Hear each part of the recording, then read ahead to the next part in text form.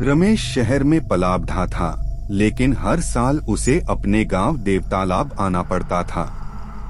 यह गांव अरावली की आखिरी चोटियों के बीच छिपा हुआ था, जहां बिजली की तारें मुश्किल से पहुंची थीं और मोबाइल का नेटवर्क तो एक मजाक था।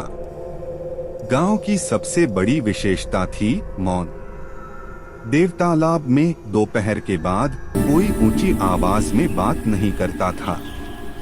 हंसी शोरगुल, यहाँ तक कि बच्चों का रोना भी दबा दिया जाता था। लोग फुसफुसाते थे और रात में तो सन्नाटा इतना गहरा हो जाता था कि आप अपनी पलकों के झपकने की आवाज भी सुन सकते थे। रमेश ने अपने दादाजी से पूछा था, यह कैसी परंपरा है? क्या यहाँ कोई बहरा देवता वास करता है? बूढ़े दादाजी ने डरावनी आंखों से उसे देखा था। यहाँ देवता नहीं बेटा, यहाँ मौन की देवी वास करती हैं और उन्हें केवल शांति पसंद है। चिर शांति। हर वर्ष उस रात अगर किसी ने जोर से आवाज की तो देवी उसे अपने साथ ले जाती हैं। रमेश को यह सब अंधविश्वास लगता था। इस बार वह गर्मियों में आया था और आज वह रात थी, श्रावण की अमावस्या, जिसे गांव वाले चुप की रात कहते थे।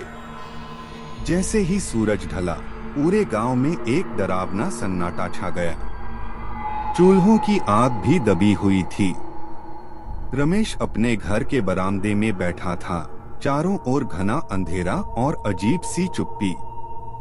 रात के 11 बजे गांव के सबसे बुजुर्ग व्यक्ति, जो अपनी पीठ पर एक बड़ा भारी बोरा लादे हुए थे, गुपचुप तरीके से मुख्य सड़क पर आए। उनके पीछे गांव के कुछ और पुरुष थे, सबके चेहरे डर और थकान से सिकुड़े हुए। वे सब बिना एक शब्द बोले गांव के बीचों बीच स्थित पुराने सूखे तालाब की ओर बढ़े। इस तालाब का नाम ही देवतालाब था।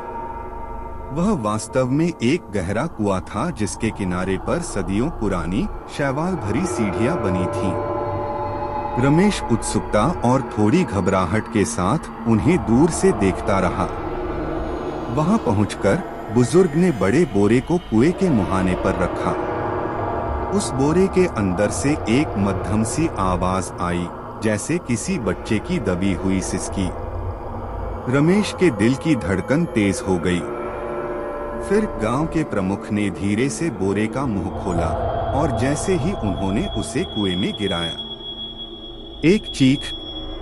वह कोई सिसकी नहीं थी, वह दर्द से भरी एक छोटी बच्ची की चीख थी, इतनी तीखी और भयानक कि उसने सदियों के सन्नाटे को तोड़ दिया।